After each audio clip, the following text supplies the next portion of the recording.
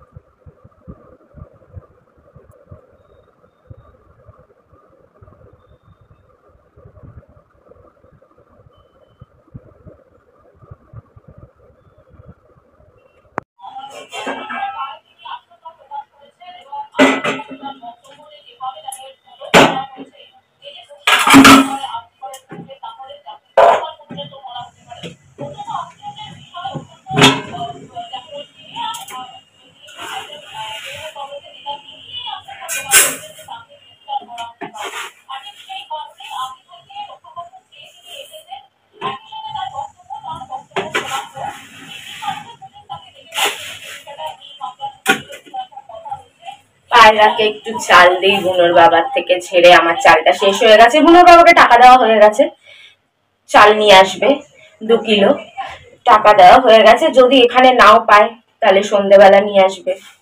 আপাতত একটু ঝেড়ে দিয়ে দিই।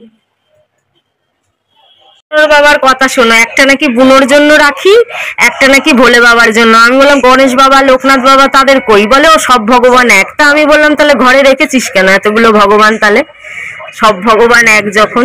বুনোর বাবাও জানতো না, আমিও জানতাম না। সরি গো বন্ধুরা, এমন অবস্থা পরিস্থিতি কিছুই বুঝতে পারছি না। যাই হোক, সকলকে শুভেচ্ছা, হ্যাপি রাখি। 1:30 বাজতে যায়, 1:30টার সময়।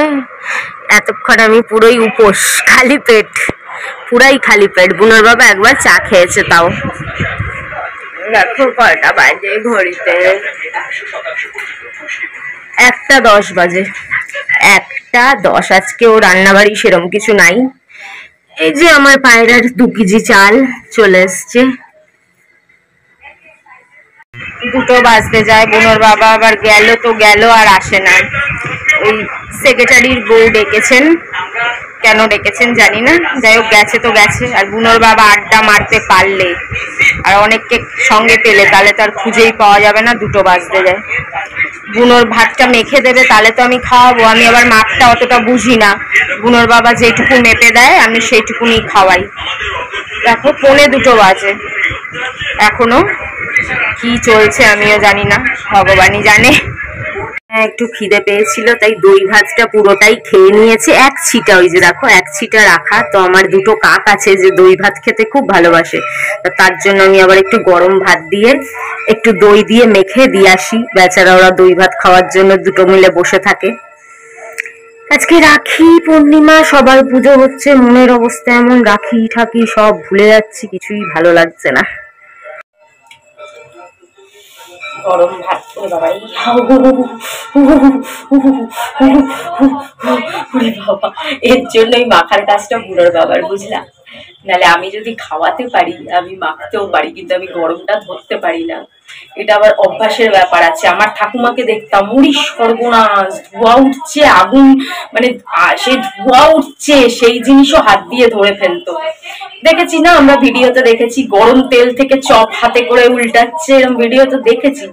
কিছু কিছু মানুষ পারে না, যারা অনেক আগেকার দিনের মানুষ, কাজ করতে করতে, এমন কাজ করতে করতে, জন্মের কাজ করতে করতে অভ্যস্ত, যে তারা গরমটাও ধরে নিতে পারে। আর বুনোর বাবা যেহেতু আগে সেই সোনার কাজ করতো, সোনার ওদের কারখানা টারখানা আছে, গরম জিনিস ধরে অভ্যস্ত। আমার তো হু হু হু হু বেরিয়ে যাচ্ছে। বনির একটু দই নেই, কম পড়বে না।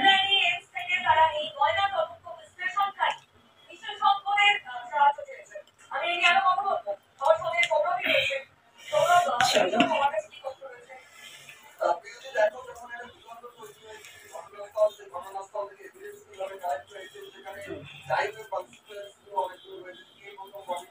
অনেকটাই হয়ে গেছে, চলো এবার দিয়ে আসি। ডিমের অমলেট হবে, একটা আমার কাকের জন্য, একটা বুনোর বাবার জন্য। আর ইলিশ মাছ 1 পিস, আর 1 পিস মাথা আছে। মাথা তো বুনোর বাবা খায় না, বলছে ইলিশ মাছটা আমার খেয়ে নিতে। বুনোর বাবা এইসব দিয়ে খাবে, ডিম, আলু চোখা, মাছের ঝোল। এমন অবস্থা যে আলুও ছিল না। আলু রাত্রিবেলা বাজার থেকে খুঁজে খুঁজে সস্তা দামের আলু আনতে হবে। সস্তা বাজারে যেতে হবে, কারণ এক এক বাজারে এক এক রকম দাম। আর পাড়াতে যেসব দোকান থাকে আরো বেশি দাম থাকে।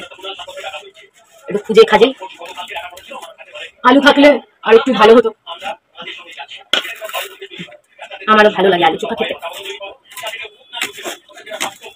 বুনোর বাবা কি কাজ নিয়ে পড়ে গেছে। বুনোর বাবা ঘরের কাজ না করে বাইরের কাজ নিয়ে বসে পড়লি, পরে করতে পারতি না এগুলো।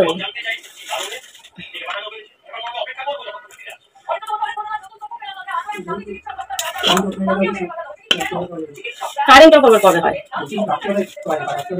রাখতে কেন করবি? দুপুরবেলা তো তুই তো ঘুমাস না, সারাদিন তো ফোন নিয়ে বসে আছিস। ঠাকুরের পুজো আছে, চান করা আছে।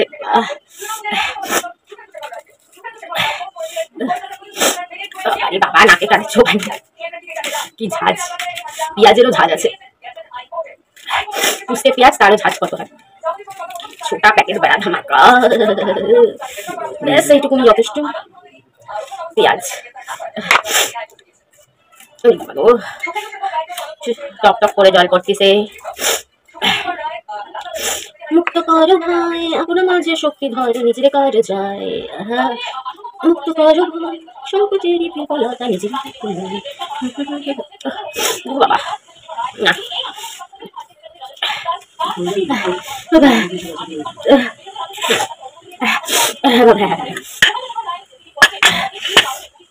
বাজতে যায়, ঘরের কাজ ফেলে রেখে বুনোর বাবা নিচে চলে গেল আবার অন্য কাজ করতে। আমি বললাম দুপুরবেলা যা, অন্য টাইমে যা। 3টে বাজতে যায়, 2:45 বাজতে যাচ্ছে, বুনোর বাবার দেখা নেই। এখনো অমলেটটা করা বাকি, আমি সব রেডি করে দিয়েছি। চান করতে যেতে পারছি না, বুনোর বাবা কখন আসবে দরজা দিয়ে বুঝতে পারছি না, তাই চানটাও করতে যেতে পারছি না। ডাকলে খুলবো কি করে? ওয়াশরুমে থাকলে তো আর আওয়াজ পাওয়া যায় না জলের আওয়াজে, যে দরজা নক করছে কিনা, তখন আবার দাঁড়িয়ে থাকলে চিল্লাবে। কি মুশকিলে ফেলেছে বলো তো, কি জ্বালাতন। 3টে বাজতে যায় এখনো এলো না, তা কি করব? আমি করি আর কি করব বলো।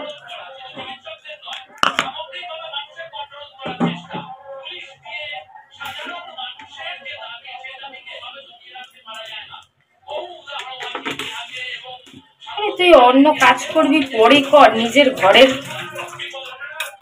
রাখির দিন পুজো দেবে, আর রাখি যা অবস্থা। আগে ভাবতাম নিজের ভাই নেই তো কি হয়েছে, রাস্তায় নেমে অন্যদের রাখি পরাবো। এগুলোও দেখে শিখেছিলাম আর কি, যে অনেকেই রাস্তায় নেমে যাদের ভাই থাকে না অন্যদের রাখি পরান। পুলিশ কর্মী হোক, অন্য অন্য পুরুষদের হোক, যাকেই রাস্তায় দেখে রাখি পরায়। এখন আর ভরসা নেই ভাই, নিজের ভাইয়ের উপরই এক এক সময় ভরসা থাকে না।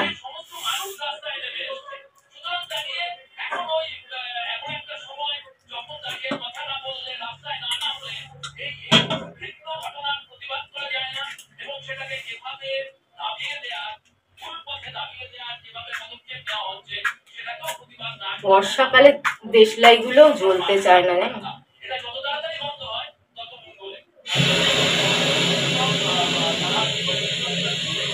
অফ করে ওঠে।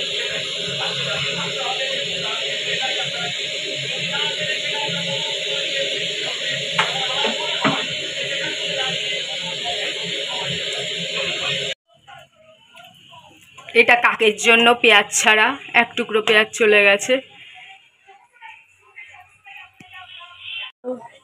এবার কাককে দিয়ে দেব।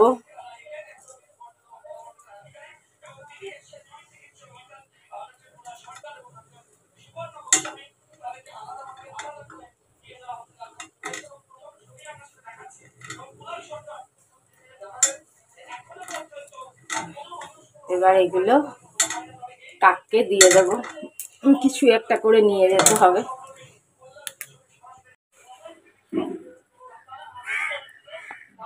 সব ডিম নিয়ে চলে গেল।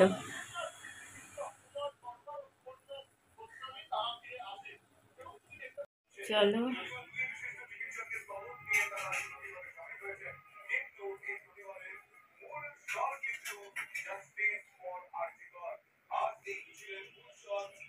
উনো আজকে কিছু খাওয়া পায়নি, তাই ওর বাবা একটু প্রসাদ দিয়েছে। এটা কি গোলটা? সন্দেশ, গোল লাড্ডু, একটা লাড্ডু আর দুটো সন্দেশ। না ওইসব পছন্দ না, মাছ মাংস দিলি না আর এইসব দিবি?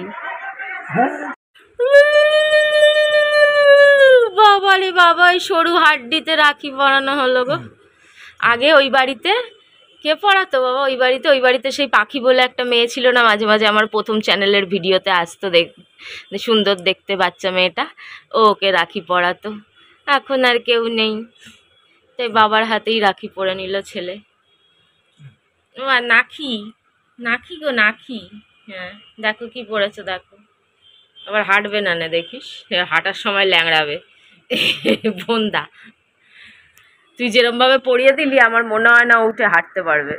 হাঁটছে পা উঁচিয়ে উঁচিয়ে, ওই দেখো ওই দেখো পা হাত তোলে, দেখো হাত না হাত, ওই দেখো হাত দিয়ে ঝুলে পড়ছে, আর পারে না গো। আহা গো, এই হচ্ছে ওর বাবার রাখি পরানো। আমি তো জানতাম, আমি আমার ছেলেকে 7 বছর ধরে চিনি, সব চিনি আমি।